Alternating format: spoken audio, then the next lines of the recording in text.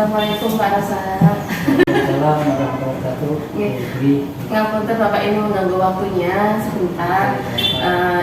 Ini ada tugas Bapak dari CGP Angkatan 7 berkenaan dengan pemimpin nih Bapak, pengambilan keputusan berbasis nilai-nilai kebajikan seorang pemimpin.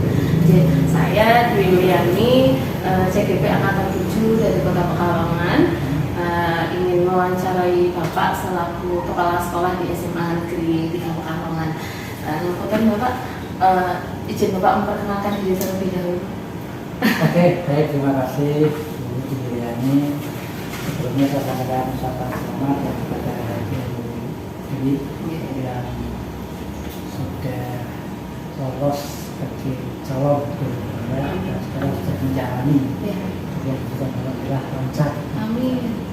Izin untuk perkenalkan, saya Kepala SMA Negeri 3 Pekalongan, Pak Abdul Razak. Saya di SMA 3 ini jalan mas, cukup lama dari kerjasama dengan di SMA Pekalongan. Alhamdulillah selama itu pula saya bisa menjalankan tugas berat itu. Saya bisa melakukan tugas yang dekat kerjasama dengan sekolah. Terbukti Bapak luar biasa di SMA Negeri 3 Pekalongan, luar biasa hubungan antara kepala sekolah hubungan antara kepala sekolah dengan gurunya luar biasa Pak. Ini mengganggu waktu Bapak sebentar. Untuk ini kami dari CGP Angkatan 7 Kota Pekalongan ada tugas untuk mewawancarai kepala sekolah sebagai pemimpin tertinggi di lingkungan sekolah. Langsung saja ya Pak. Gini Bapak, untuk pertanyaan yang pertama, selama ini bagaimana Bapak dapat mengidentifikasi kasus-kasus yang merupakan dilema etika atau rujukan moral di sini Bapak di SMA 3? Terima kasih. Jadi kaitannya dengan apa ya, identifikasi ya, identifikasi terkait dengan entah itu apa namanya tadi, dilema etika. Dilema etika gitu ya. Saya sendiri kok tidak pakai dilema gitu ya. Saya kira ini pertanyaannya sudah apa ya, sudah menjurus pada karakteristik membuat keputusan. Membuat keputusan itu pasti ada kandungan dilemanya gitu. Kemudian dikaitkan dengan apa nih, dilema etika Bapak. Etika begitu. Kalau kita etika berarti kan dikaitkan dilema yang dibenturkan dengan nilai-nilai ya, entah itu nilai normatif, entah itu nilai budaya yang melekat lah, sehingga itu nanti bisa berpengaruh terhadap apa namanya, suksesnya keputusan yang mau diambil. Nah, untuk mengidentifikasi apa namanya dilema itu ya, itu yang pertama berbasis data. Sekarang kan semua perusahaan data, jadi datanya bagaimana, itu yang harus kita lakukan. Bagian yang terpenting dari sebuah keputusan nanti adalah kita harus mengidentifikasi, mengumpulkan dan mengidentifikasi data. Dari mengidentifikasi itu nanti kan hasilnya ya, hasilnya oh ini ada skala prioritas, oh ini nanti ada pilihan-pilihan, sekian banyak pilihan, dan setiap keputusan pasti ada semacam konsekuensi. Nah, konsekuensi itulah nanti harus kita pertimbangkan berdasarkan pada identifikasi itu. Misalnya kan konsekuensi itu sesuatu kita hasilkan tapi ada dampak. Nah, dua ini beriringan, tidak mungkin, karena biasanya dalam sebuah membuat keputusan itu kita diharapkan dengan dua simalakam. Seperti tahu ya, kalau dimakan bapak meninggal tidak dimakan. Nah, makanya itu dipertimbangkan supaya nanti kita bisa mendapatkan pengorbanan yang sedikit tapi menghasilkan sesuatu tujuan yang mau kita dapatkan. Berarti tadi seperti yang Pak Ustaz sampaikan bahwa di situ ada data dulu ya, data dulu, kemudian diidentifikasi seperti apa, kemudian dari data tersebut muncul adanya dampak dan konsekuensi dari apa yang dijadikan sebagai keputusan ya Pak ya. Karena memang Pak, yang namanya keputusan itu tidak mungkin memuaskan semuanya, tidak bisa itu. Tidak bisa katakan itu bagian daripada simalakam. Simalakam Bapak ya. Berarti tetap melibatkan individu dan masyarakat tidak Pak dalam pengambilan keputusan? Jadi kalau kita akan membuat satu kebijakan, itu adalah kita harus melibatkan stakeholder yang ada. Iya. Jadi sasarannya siapa, yang terlibat siapa, itulah yang kita jadikan dalam satu frame yang tentu akan kita libatkan. Semuanya berarti Pak ya? Baik. Tapi hati-hati di sini, kadang tidak semua kita harus batasi. Kalau kita batasi, nanti ya akan melebar gitu. Jadi yang kira-kira nanti bisa memberikan kontribusi itulah yang nanti akan kita ajak untuk diajak untuk terlibat. Setiap permasalahan orang-orangnya berbeda, Iya, sesuai iya, dengan konteks iya. permasalahannya ya Pak. Baik Bapak. Kemudian seperti ini Pak, bagaimana Bapak menjalankan pengambilan keputusan di sekolah Bapak, terutama untuk kasus-kasus di mana ada dua kepentingan yang sama-sama benar dan sama-sama mengandung nilai kebajikan, sama-sama benar, ribut Bapak. Didasarkan pada apa di dalam pengambilan keputusan yang ternyata sama-sama benar. Saya kira kalau dihadapkan pada dua masalah yang sama-sama besar, tentu tidak sama. Jadi secara identik mereka masih berbeda, begitu dua. Mungkin yang sama tujuan, sama tujuan. Tapi cara tempuh dan kemudian strateginya mungkin berbeda. Ya, tetap kita harus kembali kepada tadi tidak prinsip. Kalau dulu kita belajar prinsip ekonomi dengan biaya yang serendah-rendahnya, pengorbanan yang serendah, masa begitu tidak akan didapatkan satu hasil yang besar. Atau itu. Dan yang kedua ya, di sini sama itu kan belum benar ya. Untuk bisa memilih kita nanti harus menentukan mana yang kira-kira paling sesuai dengan prinsip-prinsip yang ada. Jangan sampai kemudian kita pilih ya prinsip-prinsip yang mengorbankan itu menjadi prinsip yang jadi patokan. Jangan kita sama sekali mencintai. Jadi dari dua pilihan itu kira-kira di samping tadi pengorbanan kecil-kecilnya yang sebenarnya, tapi juga kita jangan sampai cara itu melanggar prinsip-prinsip. Mungkin seperti prinsip-prinsip sesuai dengan nilai-nilai Pancasila mungkin ya Pak ya.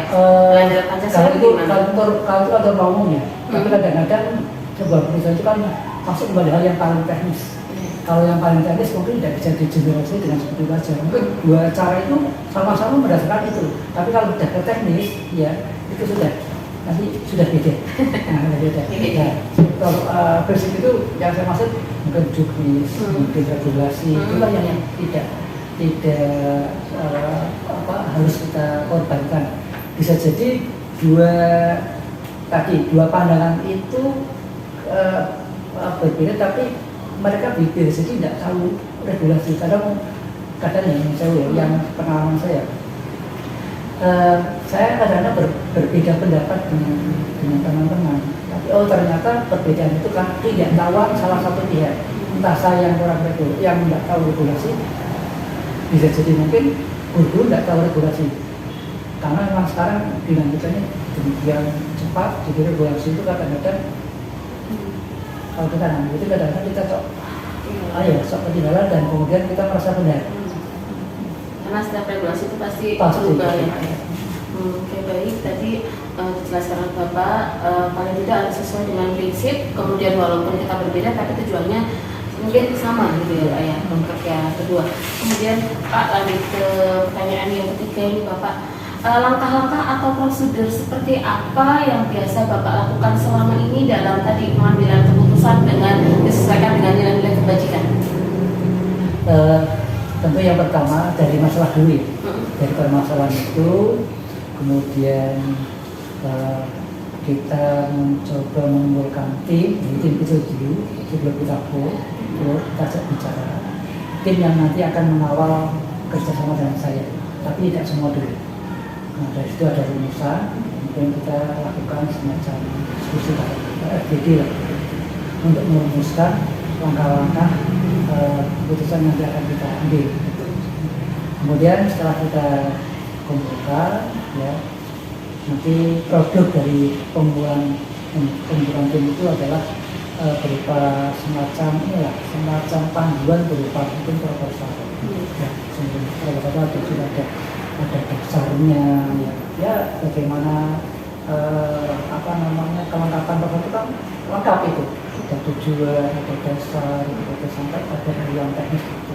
Nah, setelah kita buat proposal itu, kita mulai melangkah membuat perencanaan, ya, kemudian ke pelaksanaan, dan kemudian laporan, evaluasi dan itu. Jadi itu merupakan satu siklus. Gitu. Berarti dalam mengambil sebuah keputusan itu tidak serta-merta hanya dalam hitungan seperti membalikan telapak tangan itu ya Pak. Ternyata ada langkah-langkah yang cukup panjang, mulai dari yang pertama itu permasalahannya sebetulnya apa tadi, kemudian membentuk tim khusus atau tim kecil yang sesuai dengan permasalahan yang ada, kemudian diskusi terhadap rumusan langkah-langkah apa yang dapat dilakukan dengan tim kecil tersebut. Setelah ada hasil, ada proposal, kemudian dilanjutkan dengan perencanaan dan laporan.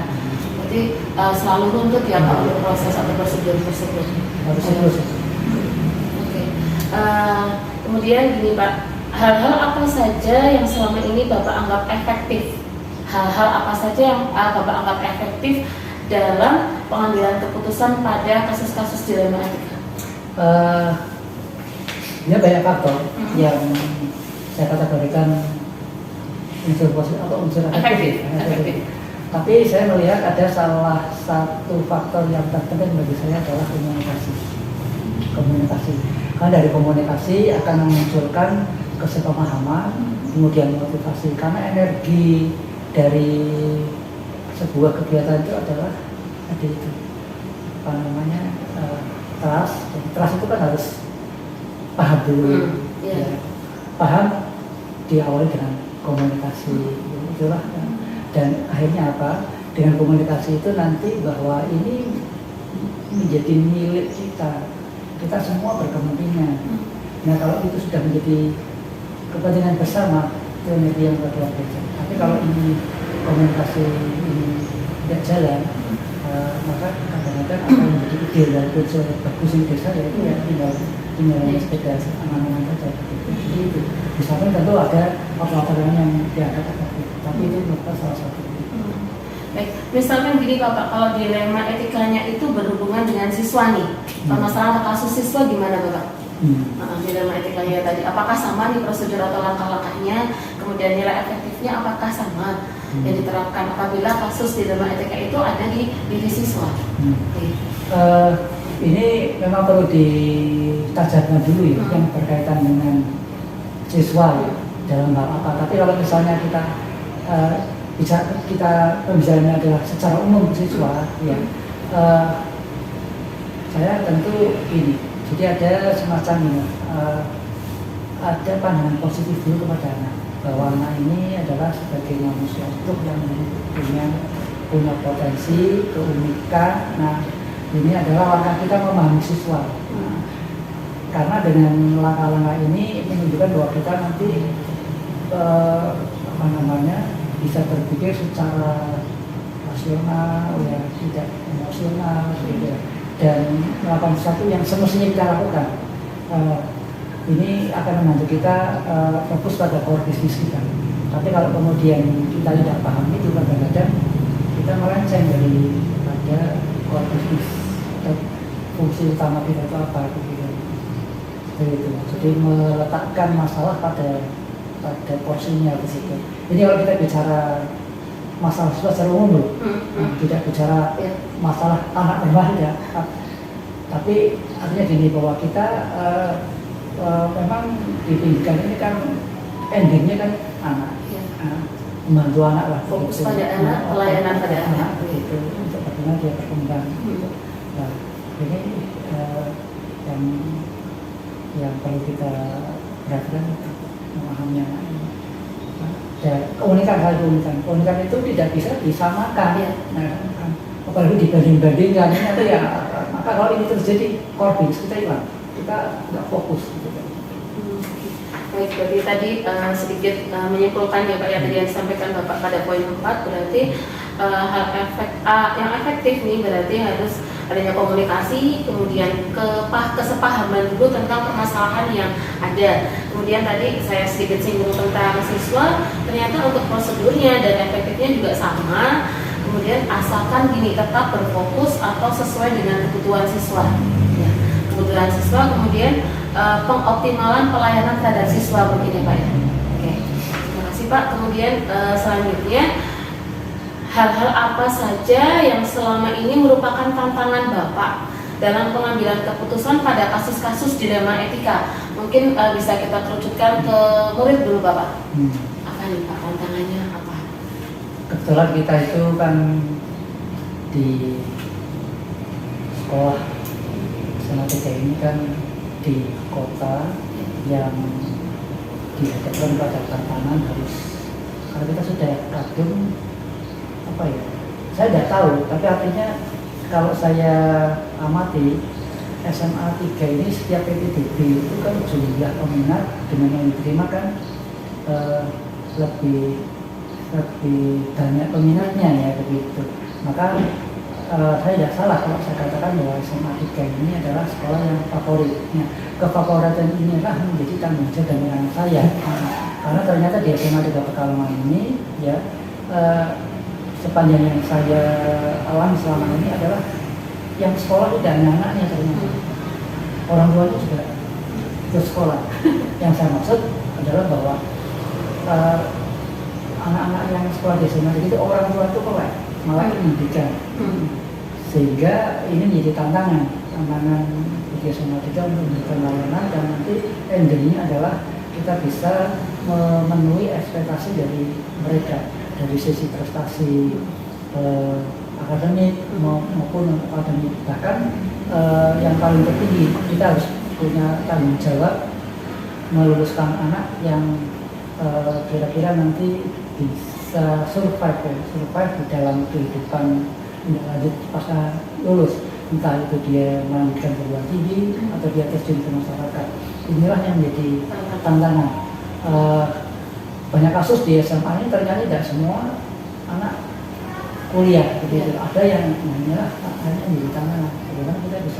Bagaimana kita bisa melayani anak yang berkuliah ini. Jadi itulah satu. Mungkin ada dua tantangan berikutnya ya, adalah mengenai SDM yang ada.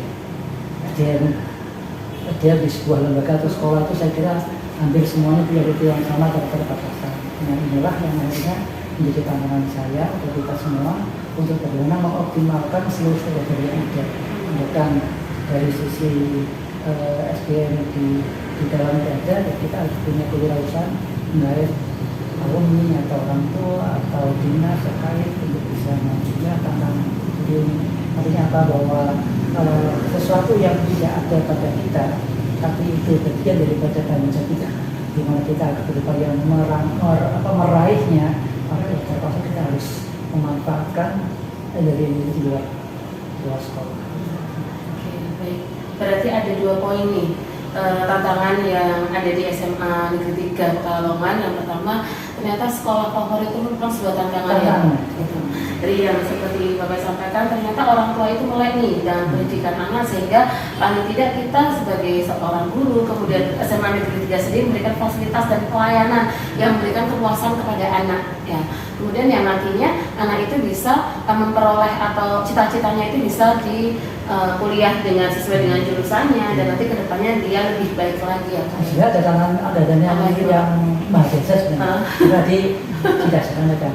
Jadi perubahan kalau dulu kita sudah bisa menyebutnya perubahan paradigma begitu. Tapi faktanya itu, tapi faktanya begitu, bahwa di dalam dunia pendidikan ini kan pasti dipengaruhi oleh perubahan zaman, dinamika sosial, dinamika zaman lah begitu. Inilah yang akhirnya seperti kita berlari tapi tidak pernah terkejar. Karena kadang-kadang mereka larinya cepat, kita larinya adalah, dan diperlukan satu percepatan.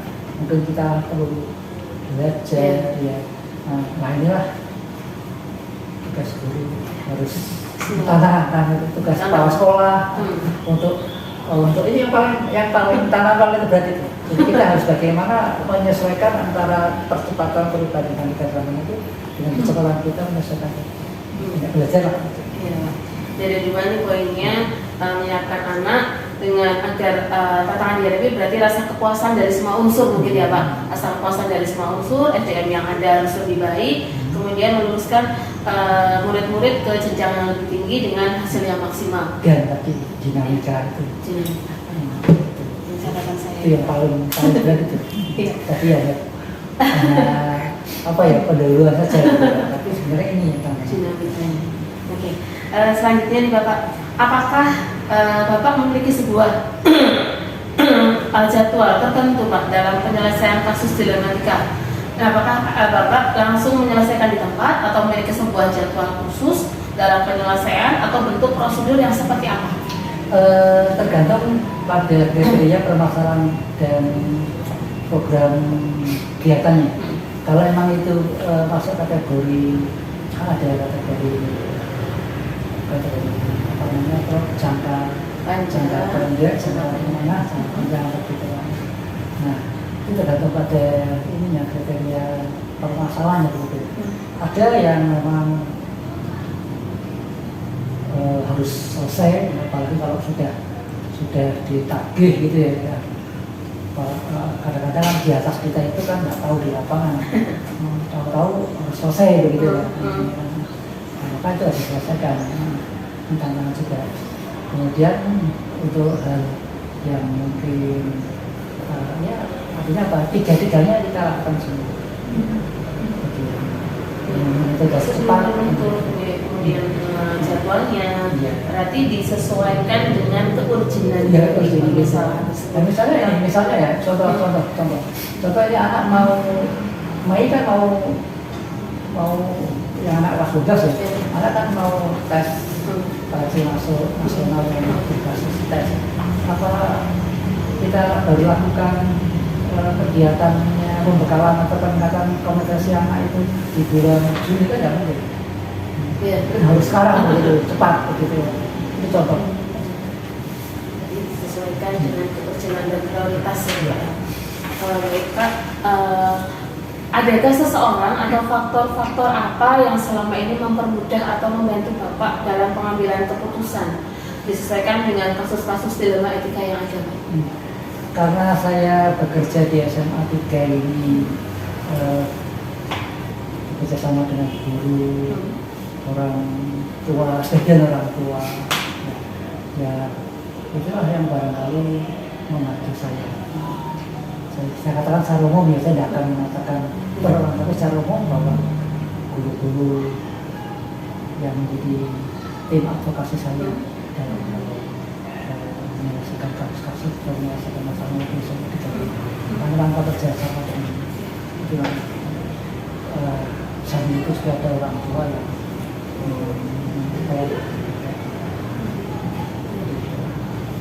berarti bisa dikatakan berarti semua pihak yang ada di sekolah, ya di lingkungan sekolah pun sama ya. Kadang-kadang juga ada semacam rekanan yang sifatnya karena punya hubungan emosional yang tinggi dengan saya, baik pribadi maupun secara keluarga. Misalnya ada alumni itu secara keluarga punya hubungan emosional, mereka ternyata juga bantu untuk beberapa kegiatan.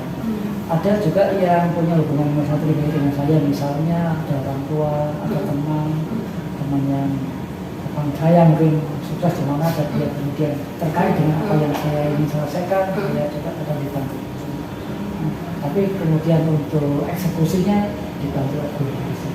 Walaupun dari awalnya saya bisa sama saja, tapi eksekusinya saya. Maka saya katakan, saya lebih mengatakan bahwa semua itu kan yang bisa.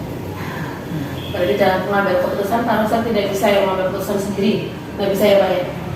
Mungkin dengan pemikiran mungkin kalau keputusan bisa juga saya sendiri, tapi kan saya komunikasikan gimana nanti dalam apa ide dari saya itu saya konfirmasi kepada stakeholder, karena ide saya itu kan terkait dengan orang itu, maka dia yang harus saya ajak kerjasama untuk mengeksekusi keputusan itu.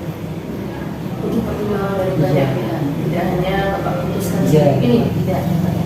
Jadi baik, berarti harus ada unsur-unsur lain untuk mempermudah tugas Bapak dalam mengambil sebuah keputusan yang tentunya bermanfaat untuk banyak orang. Kemudian semua hal yang kalau Bapak sampaikan tadi, pembelajaran apa yang dapat Bapak petik dari pengalaman Pak Rosep dalam mengambil keputusan di dilema etika tersebut? Wah. Pembelajarannya apa ini? Banyak hal. Pertama, saya harus sadar sepenuhnya bahwa fungsi pimpinan itu jangan sampai membuat orang di belakang saya itu bingung. Maka ini memang berisiko tinggi. Saya harus, apapun saya harus buat keputusan. Jadi seorang pimpinan itu membuat keputusan juga punya risiko. Kemudian tidak membuat keputusan itu juga berisiko. Sama-sama punya risiko. Maka yang saya ambil pelajaran, saya harus membuat keputusan supaya anak buah saya itu tidak bingung. Itu satu. Kemudian yang berikutnya, dalam hal ini saya sadar sepenuhnya bahwa yang namanya kepala sekolah itu tidak bisa tiara. Artinya konsekuensi risiko itu saya tidak bisa mengatakan bahwa ini salah anak buah saya. Walaupun pada praktisnya kadang-kadang anak buah saya, tapi saya nggak bisa tampil dirinya pembelajarannya bahwa saya semua keputusan ini tanggung jawab saya.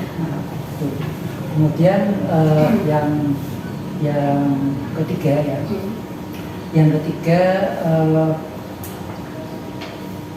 saya harus memahami sepenuhnya apa yang menjadi kata-kata bijak bahwa kepemimpinan itu adalah pribadi yang dikorbankan.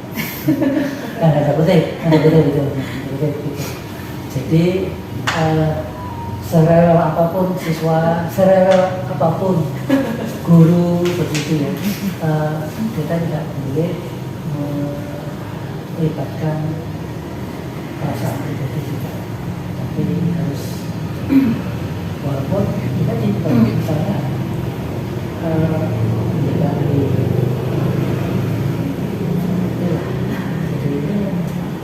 harus tampil di depan. Jadi ada 3 poin nih Pak yang saya sempat tadi dari jawaban Pak Rosep berkenaan dengan pembelajaran atau pengalaman apa Bapak dalam mengambil keputusan. Tadi pengambilan keputusan harus ambil walaupun itu penuh dengan risiko. Ya. Kemudian yang kedua, tanggung jawabnya harus diambil walaupun misalkan tadi anak buah yang bersalah, tapi tetap tampuk ada tanggung jawab ada di tangan seorang pemimpin. Kemudian yang ketiga, pemimpin tadi seperti dikatakan bahwa pemimpin itu adalah seorang yang dikorbankan. Tetapi Bapak udah luar biasa Pak, karena sudah terbukti sudah beberapa tahun sudah memangku jabatan tertinggi dalam sekolah. Berapa tahun Bapak? Saya 11 tahun. 11 tahun. Tapi juga tidak bisa disebut seperti itu. Tidak ada kata-kata lain. Nah ya berarti kan Bapak dianggap luar biasa. Berarti sudah bisa menjadi seorang pemimpin yang sampai dengan 11 tahun lamanya. Mungkin itu saja Bapak wawancara saya seputar tadi tentang pengambilan keputusan bagi seorang pemimpin dalam lingkup sekolah. Tadi sudah Bapak sampaikan, jadi poinnya mungkin bisa saya ambil kesimpulan dari apa yang Bapak jawab tadi dari pertanyaan saya, bahwa dalam setiap mengambil keputusan seorang pemimpin itu tidak bisa menutup mata dan menutup telinga dari pemikiran dari masing-masing elemen dalam sekolah. Kemudian yang kedua, mungkin pengambilan keputusan itu paling tidak harus diambil yang terbaik dan bermanfaat bagi banyak orang. Dan satu, yang terakhir adalah semuanya kembali lagi berfokus sesuai dengan kebutuhan dan kepuasan dari siswa. Itu ya Pak.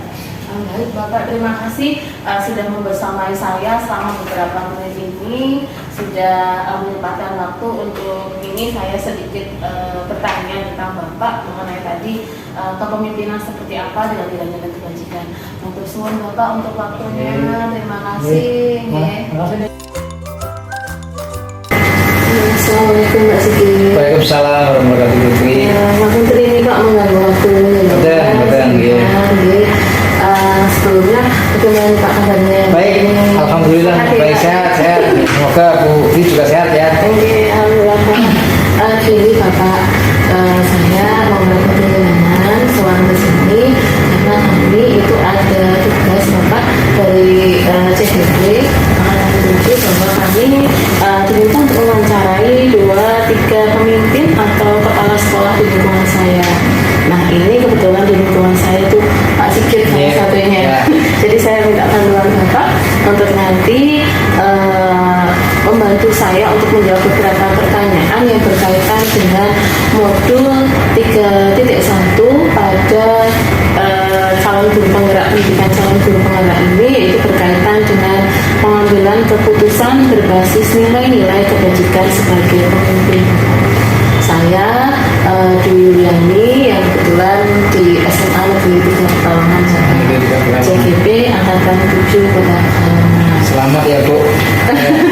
Ini Bapak ya. Sebelumnya waktu itu izin Bapak memperkenalkan. Baik, Bu Dwi Yuliani, perkenalkan nama saya Dr. Sigit Mangunkartio MPD. Saya selaku Kepala SMA Negeri 2 Pekalongan. Cukup ya? Cukup Pak. Teman Bapak, ini langsung saja ya Pak ya.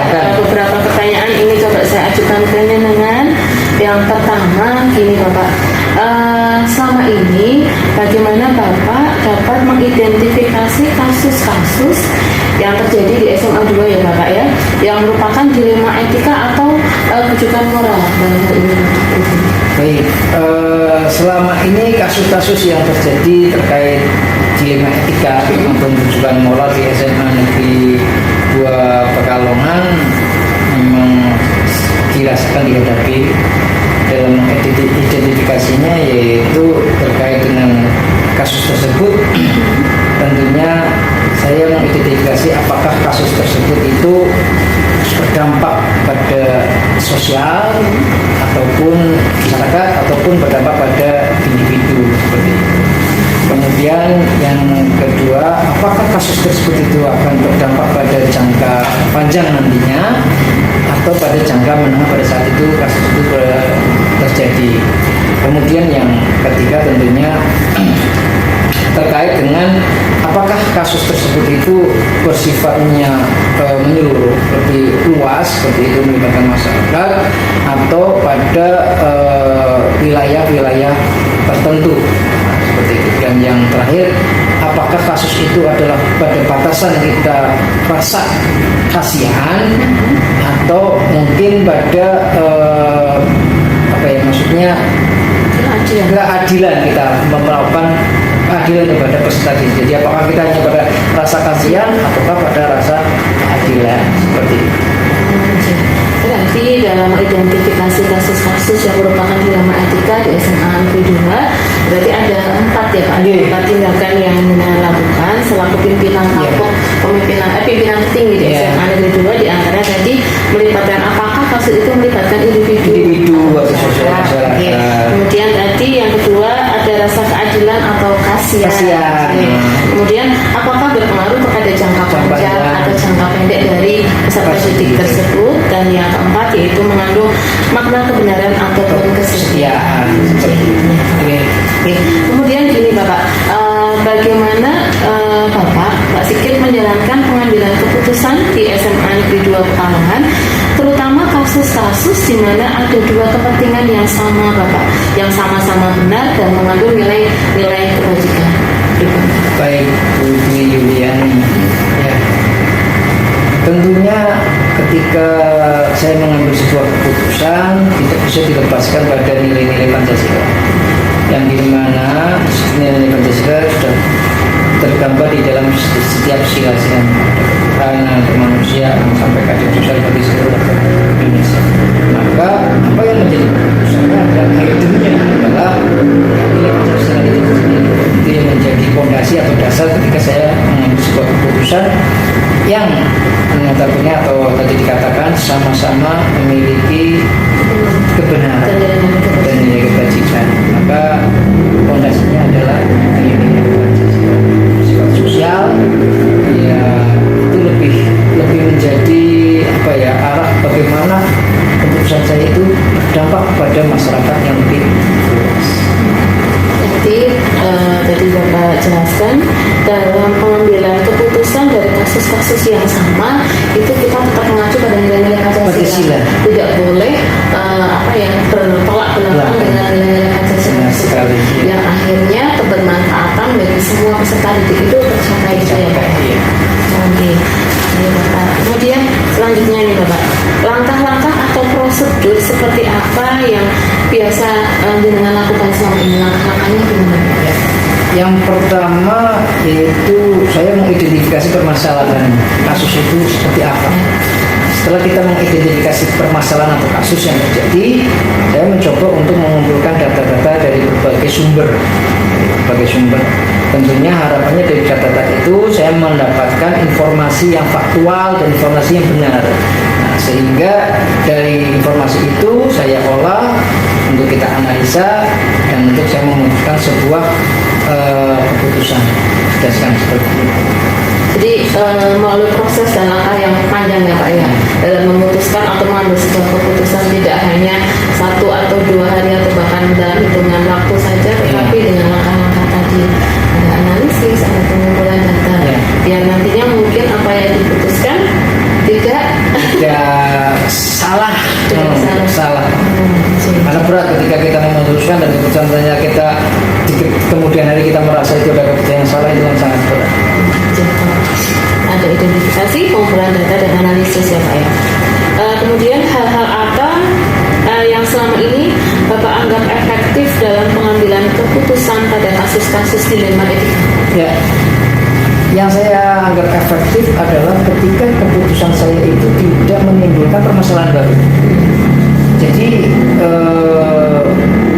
permasalahan itu ketika ada dan saya putuskan ada efek kebermanfaatan yang lebih luas dan tidak menimbulkan permasalahan baru. Nah, bagi saya itu adalah sesuatu yang efektif, saya anggap efektif, dan itu bisa diterima oleh berbagai pihak secara menyeluruh. Walaupun saya sadari, benar-benar sadari bahwa setiap keputusan tentunya tidak bisa memuaskan semua pihak. Kita tidak bisa membuat keputusan yang memuaskan semuanya, tapi paling tidak mungkin asas kebermanfaatan untuk orang banyak, kemudian tadi tidak menimbulkan permasalahan baru, ya. Kemudian itu berdampak luas terhadap pengambilan keputusan tadi yang sudah Bapak dianggap sebagai efektif ya Pak ya hal-halnya. Baik, kemudian hal-hal apa saja yang selama ini merupakan tantangan Pak dalam pengambilan keputusan? Ya. Tantangannya adalah ketika keputusan itu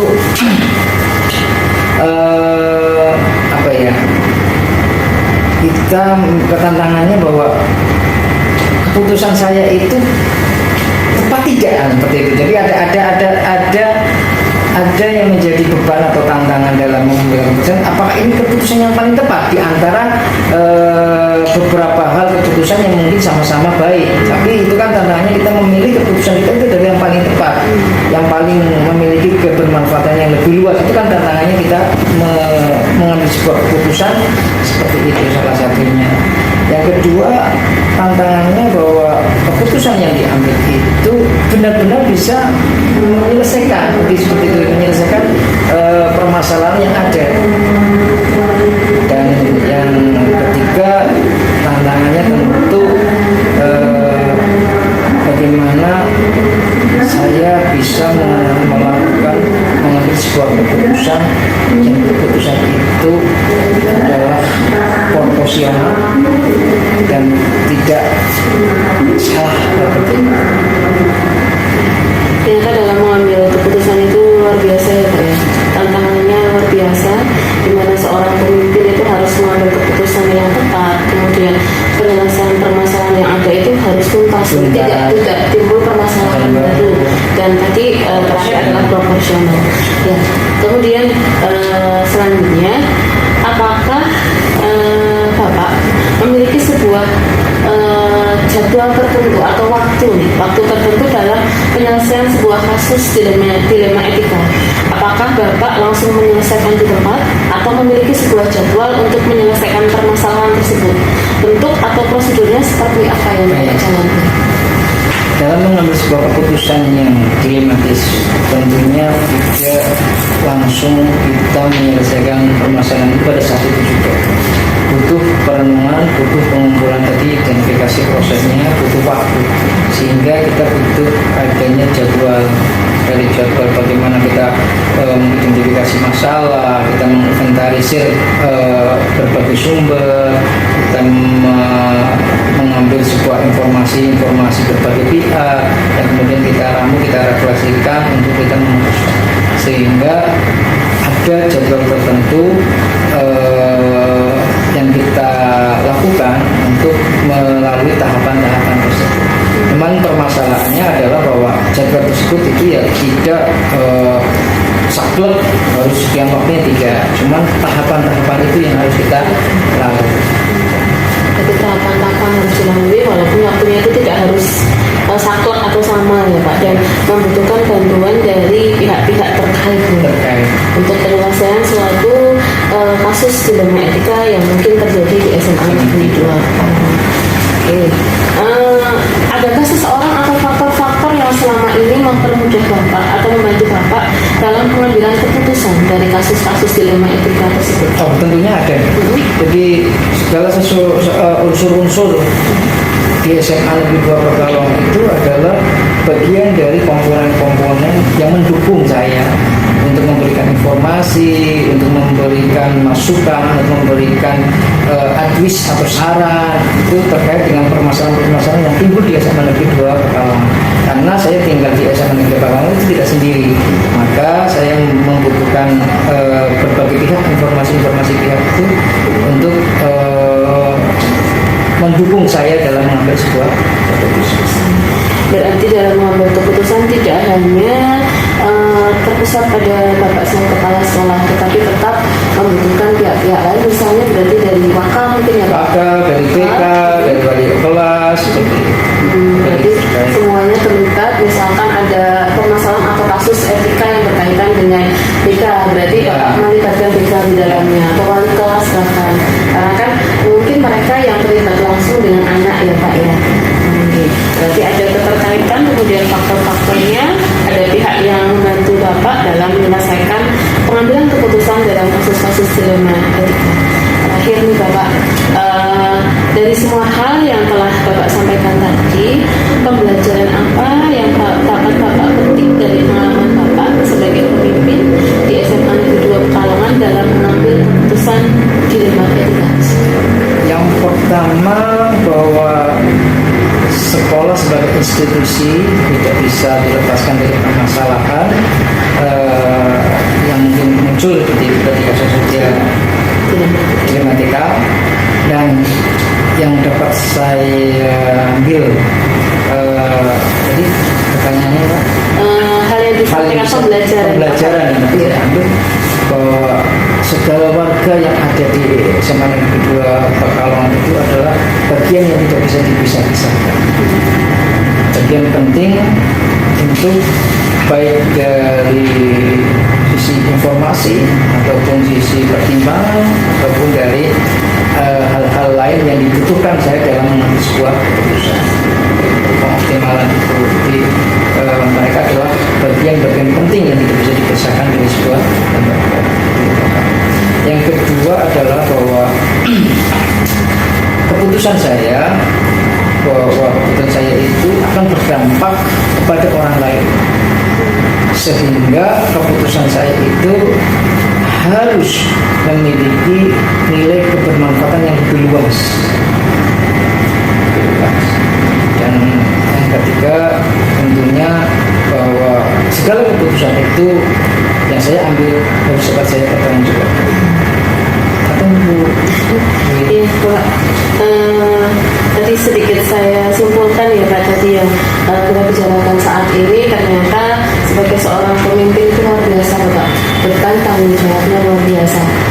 Dalam mengambil keputusan pun tidak serta-merta sebagai seorang pemimpin harus bersikap arogan ya Pak, tetap harus melihat tadi nilai-nilai Pancasila, kemudian nilai-nilai kebajikan, kemudian tadi juga tetap mempertimbangkan pemikiran dari elemen-elemen yang ada dalam sekolah.